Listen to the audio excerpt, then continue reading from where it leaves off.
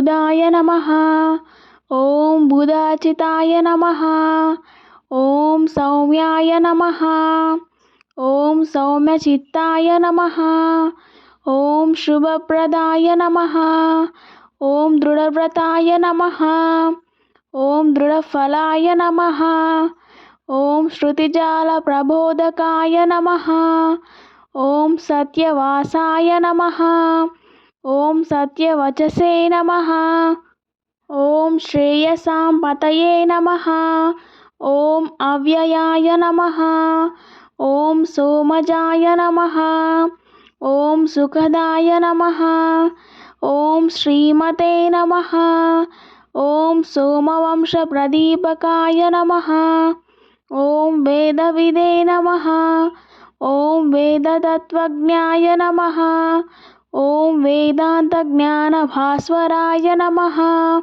ॐ विद्याविचक्षणाय नमः। ॐ विभवे नमः। ॐ विद्युत्प्रीतिकराय नमः। ॐ ऋजवे नमः। ॐ विश्वानुकूलसञ्चाराय नमः। ॐ विशेषविनयान्विताय नमः। ॐ विविधागामसारज्ञाय नमः। ॐ वीर्यवते नमः। ॐ विगतज्वराय नमः। ॐ त्रिवर्गफलदाय नमः। ॐ अनन्ताय नमः। ॐ त्रिदशाधीपपूजिताय नमः। ॐ बुद्धिमते नमः। ॐ बहुशास्त्रज्ञाय नमः। ॐ बलिने नमः। ॐ बन्धविमोचकाय नमः। ॐ वक्रातिवक्रगमनाय नमः। ॐ वासवाय नमः। ॐ वसुधादीपाय नमः। ॐ प्रसन्नवदनाय नमः। ॐ वन्द्याय नमः। ॐ वरेण्याय नमः। ॐ वाग्विलक्षणाय नमः। ॐ सत्यवते नमः। ॐ सत्यसङ्कल्पाय नमः। ॐ सत्यबन्धवे नमः। ॐ सदाधराय नमः। ॐ सर्वरोगप्रशमनाय नमः। ॐ सर्वमृत्युनिवारकाय नमः।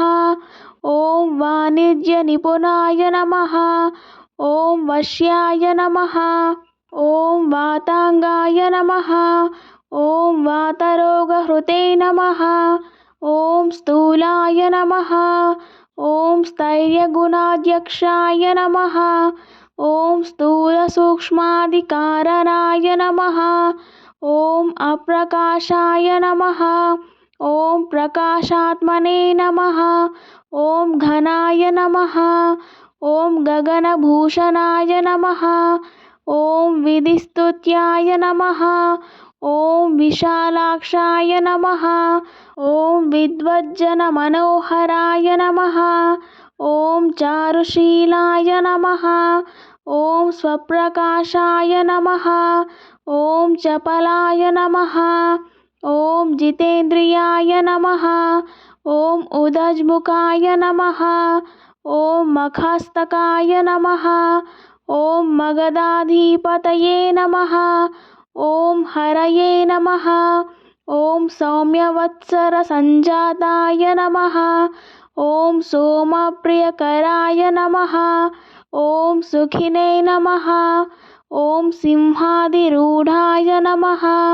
ॐ सर्वज्ञाय नमः। ॐ शिखिवर्णाय नमः। ॐ शिवङ्कराय नमः। ॐ पीताम्बराय नमः। ॐ पीतवपुषे नमः।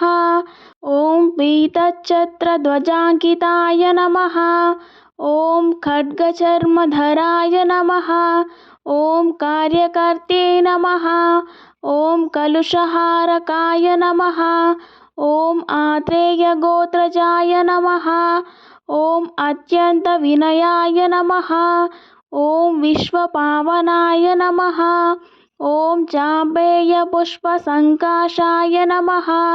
ॐ चारणाय नमः। ॐ चारुभूषणाय नमः। ॐ वीतरागाय नमः। ॐ वीतभयाय नमः। ॐ विशुद्धकनकप्रभाय नमः। ॐ बन्धुप्रियाय नमः। ॐ बन्धमुक्ताय नमः। ॐ बाणमण्डलसंश्रिताय नमः। ॐ अर्केशानप्रदेशस्थाय नमः। ॐ तर्कशास्त्रविशारदाय नमः। ॐ प्रशान्ताय नमः। ॐ प्रीतिसंयुक्ताय नमः। ॐ प्रियकृते नमः। ॐ प्रियभाषणाय नमः। ॐ मेधाविने नमः। ॐ माधवसक्ताय नमः। ॐ मिथुनाधिपतये नमः। ॐ सुधिये नमः। ॐ कन्याराशिप्रियाय नमः। ॐ कामप्रदाय नमः। ॐ घनफलाश्रयाय नमः।